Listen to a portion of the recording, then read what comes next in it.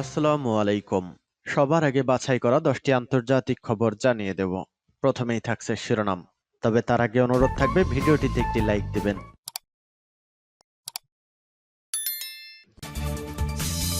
পুরোদমে ইসরায়েল ফিলিস্তিনি যুদ্ধ চলছে, জানিয়ে দিব হাতে থাকা গুরুত্বপূর্ণ আপডেট আন্তর্জাতিক সংবাদ। প্রথমে এই সংবাদ শিরোনাম। ইসরায়েলে কয়েকটি সামরিক স্থাপনায় হিজবুল্লাহর হামলা।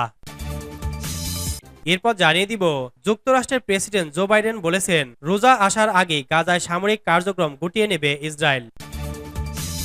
এদিকে হাউসিদের হামলায় ইউরোপ এশিয়ার সংযোগকারী সাবমেরিন কেবল ক্ষতিগ্রস্ত। আরও জানিয়ে দিব ইসরায়েল হামাস যুদ্ধ নিয়ে বিভক্ত বাইডেন নেতানিয়াহু। এরপর জানিয়ে দিব বাইডেনকে সরিয়ে প্রেসিডেন্ট প্রার্থী হচ্ছেন মিশেল ওবামা। এবং সর্বশেষ জানিয়ে দিব দখলের পর পুরো শহর জ্বালিয়ে দিল জান্তা সেনারা। শুনছিলেন সংবাদ শিরোনাম, এখন বিস্তারিত। তবে অনুরোধ থাকবে ভিডিওতে একটি লাইক করে দিন এবং কমেন্ট করে জানিয়ে দিন আপনার মূল্যবান মতামত। ইসরায়েলে কয়েকটি সামরিক স্থাপনায় হিজবুল্লাহর হামলা। লেবাননের ইসলামী প্রতিরোধ আন্দোলন হিজবুল্লাহর যোদ্ধারা বেশ কয়েকটি ইসরায়েলি সামরিক স্থাপনায় হামলা চালিয়েছে। তারা ফিলিস্তিনের অবরুদ্ধ গাজা উপত্যকার জনগণের সমর্থনে দখলদার বাহিনীর ওপর হামলা চালায়। গতকাল রবিবার হিজবুল্লাহ যোদ্ধারা লেবাননের সীমান্তের কাছে আল মালিকিয়া এলাকার দুটি ভবনে জড়ো হওয়া ইহুদিবাদী বাহিনীর ওপর হামলা চালায়। হিজবুল্লাহ দাবি করেছে যে তারা সঠিক অস্ত্র দিয়ে আক্রমণ করেছে এবং এই অস্ত্রগুলি সরাসরি ইহুদিবাদী বাহিনীকে আক্রমণ করেছে। লেবাননের আরবি ভাষার টেলিভিশন চ্যানেল আল মায়াদিন নিউজ নেটওয়ার্ক জানিয়েছে হিজবুল্লাহ রামিম ব্যারাকের কাছে জড়ো হওয়া ইসরায়েলি সৈন্যদের লক্ষ্য করে একটি ক্ষেপণাস্ত্র নিক্ষেপ করেছে, যা সরাসরি সৈন্যদের ওপর আঘাত করেছে। উপরন্তু হিজবুল্লাহ যোদ্ধারা ফালাক এক ক্ষেপণাস্ত্র দিয়ে লেবাননের অধীনস্থ সেবা ফার্মস এলাকায় ইসরায়েলের জীবদিন ব্যারাকে হামলা চালায়। এর আগে ইহুদিবাদী ইসরায়েল দাবি করেছিল যে পশ্চিম সিরিয়ার আল কুরাইশ শহরে ইসরায়েলি ড্রোন হামলায় দুই হিজবুল্লাহ যোদ্ধা নিহত হয়েছে। হিজবুল্লাহ তাদের দুই যোদ্ধার শহীদ হওয়ার বিষয়টি নিশ্চিত করেছে।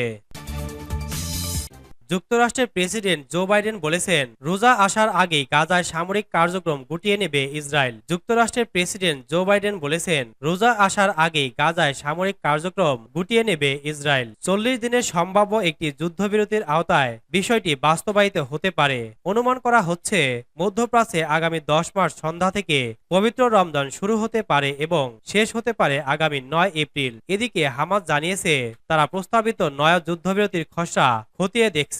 মার্কিন সম্প্রচার মাধ্যম এনবিসির অনুষ্ঠান লেট নাইট উইথ সেথ মায়ার্সে জো বাইডেন একথা বলেন। বাইডেন বলেন রমজান আসছে এবং ইসরায়েলিদের সঙ্গে একটি চুক্তি হয়েছে, তারা রমজান চলাকালে কোনো সামরিক কার্যকলাপ পরিচালনা করবে না।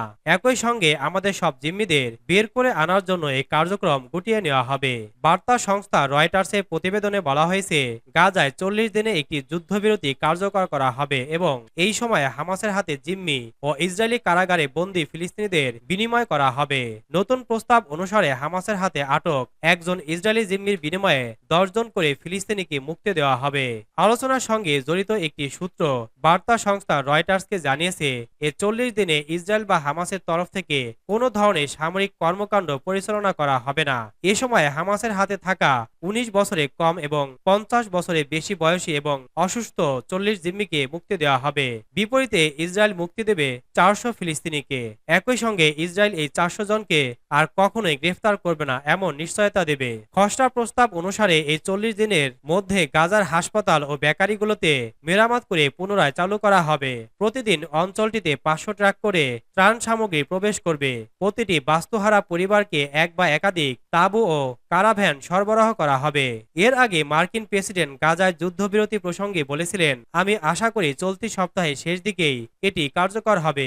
উল্লেখ্য পশ্চিমা বিশ্বে সাধারণত সপ্তাহান্তে বলতে শনি থেকে রোববারকে বোঝানো হয়। বাইডেন বলেন তার জাতীয় নিরাপত্তা উপদেষ্টা জেক সুলিভান তাকে বলেছেন আমরা যুদ্ধবিরতির খুবই কাছাকাছি। বাইডেন আরো বলেন আমরা জাতীয় নিরাপত্তা উপদেষ্টা আমাকে বলেছেন আমরা এই কাছাকাছি খুবই কাছাকাছি, তবে বিষয়টি এখনো চূড়ান্ত হয়নি। এ সময় আগামী সোমবার নাগাদ গাজায় যুদ্ধবিরতি কার্যকর হয়ে যাবে আশা প্রকাশ করে মার্কিন প্রেসিডেন্ট জো বাইডেন বলেন আমি আশা করি আগামী সোমবারের মধ্যেই আমরা যুদ্ধবিরতি দেখাতে পারব।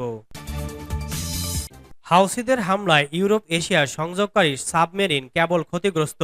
ইয়েমেনের হাউসি বিদ্রোহীদের হামলায় ইউরোপের সাথে এশিয়ার সংযোগকারী সাবমেরিন কেবল ক্ষতিগ্রস্ত হয়েছে। ইসরায়েল ভিত্তিক সংবাদ মাধ্যম জেরুজালেম পোস্টের এক প্রতিবেদনে এ তথ্য জানানো হয়েছে।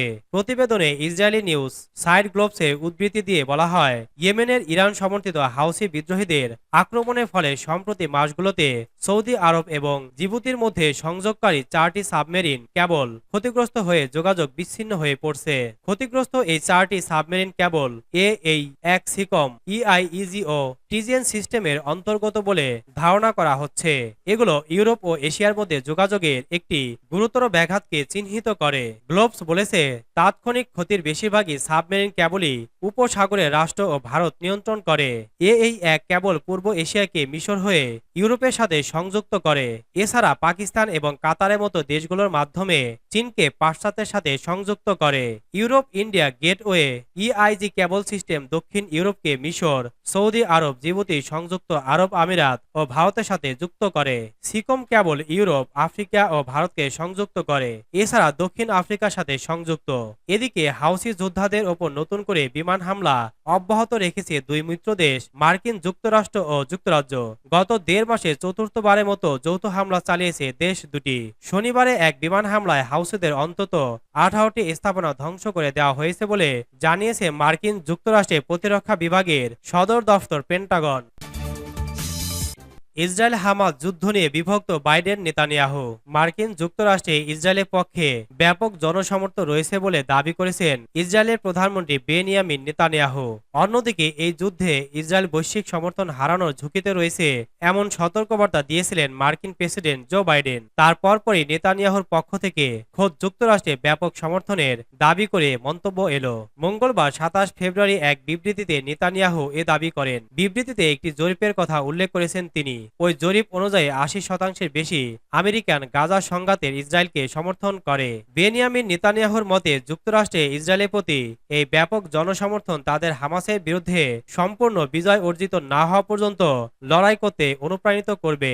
মার্কিন কর্মকর্তারা জানিয়েছেন তারা যুদ্ধবিরতির জন্য সম্ভাব্য চুক্তির ব্যাপারে তৎপরতা চালিয়ে যাচ্ছেন। মঙ্গলবারের বিবৃতিতে নেতানিয়াহু বলেন, সংঘাতের শুরু থেকেই তাকে একটি প্রচারণায় নেতৃত্ব দিতে হচ্ছে, যে প্রচারণা মূল লক্ষ্য সময়ের আগে যুদ্ধের ইতি টানার জন্য আন্তর্জাতিক চাপ প্রতিহত করা আর ইসরায়েলের জন্য সমর্থন আদায়। আমরা এই ক্ষেত্রে উল্লেখ করবার মতো সফল দাবি করে নেতানিয়াহু সাম্প্রতিক হার্ভার্ড হ্যারিস জরিপ উদ্ধৃত করেন। জানান, সেই জরিপে দেখা যাচ্ছে 82% আমেরিকান জনসাধারণ ইসরায়েলকে সমর্থন করে। পূর্ণ বিজয় না হওয়া পর্যন্ত অভিযান অব্যাহত রাখার শক্তি দেয় এই তথ্য। বাইডেনকে সরিয়ে প্রেসিডেন্ট প্রার্থী হচ্ছেন মিশেল ওবামা।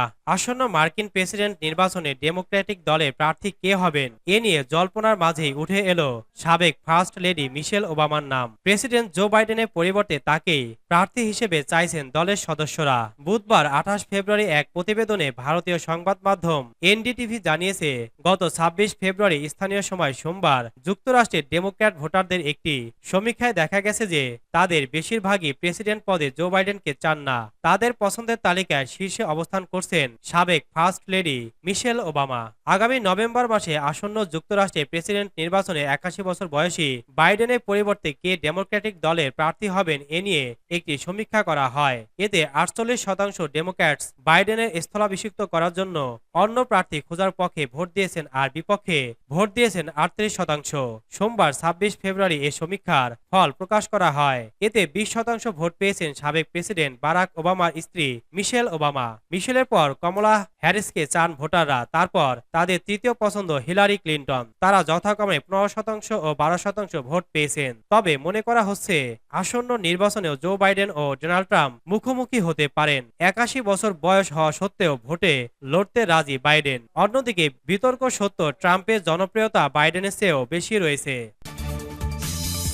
দখলের পর পুরো শহর জ্বালিয়ে দিল জান্তা সেনারা। মিয়ানমারের সাগাইন অঞ্চল দখলের পর প্রায় পুরো একটি শহর জ্বালিয়ে দিয়েছে জান্তা বাহিনী। সপ্তাহ দুয়েক আগে কাউলিন নামের এই শহরটি বিদ্রোহীদের কাছ থেকে দখল করে নেয় জান্তা সেনারা। স্থানীয় বাসিন্দারা জানিয়েছেন শহরে প্রায় 80%ই জ্বালিয়ে দেওয়া হয়েছে। মঙ্গলবার 27 ফেব্রুয়ারি এক প্রতিবেদনে মিয়ানমারের সংবাদ মাধ্যম ইরাবতী জানিয়েছে, ড্রোন থেকে নেওয়া একটি ছবিতে দেখা গেছে শহরের বেশিরভাগ অংশই পুড়ে গেছে। এর আগে গত বছরের নভেম্বরে 6 তারিখে জাতীয় ঐক্যের সরকারের সশস্ত্র বাহিনী পিপলস ডিফেন্স ফোর্স ওই শহর দখল করে নেয়। পরে চলতি বছরে 12 ফেব্রুয়ারি জান্তা বাহিনী শহরটি পুনর্দখল করে। জানা গেছে শহরটি 8টি ওয়ার্ডে অগ্নিসংযোগ করা হয়। এছাড়া এর আশেপাশের আরও 10টি গ্রামেও আগুন দিয়েছে জান্তা সেনারা। এ বিষয়ে কাউলিন শহরে পিডিএফ বাহিনীর এক সদস্য ইরাবতীকে বলেছেন, কোনো ধরনের সহিংসতা ছাড়াই ঘটনার দিন ইনবোকে গ্রামে আগুন লাগিয়ে দেওয়া হয়। কাউলিন দখল করার পর থেকে শহরের বড় বড় দালানগুলো নিয়ন্ত্রণ নিয়েছে জান্তা বাহিনী এবং তাদের দৃষ্টিসীমার জন্য বাধা হয়ে দাঁড়ায় এমন সব স্থাপনা তারা জ্বালিয়ে দিয়েছে। অগ্নিসংযোগের কারণে কাউলিন শহর ও আশেপাশের গ্রামগুলোর অন্তত 25,000 মানুষ বাস্তুচ্যুত হয়েছেন।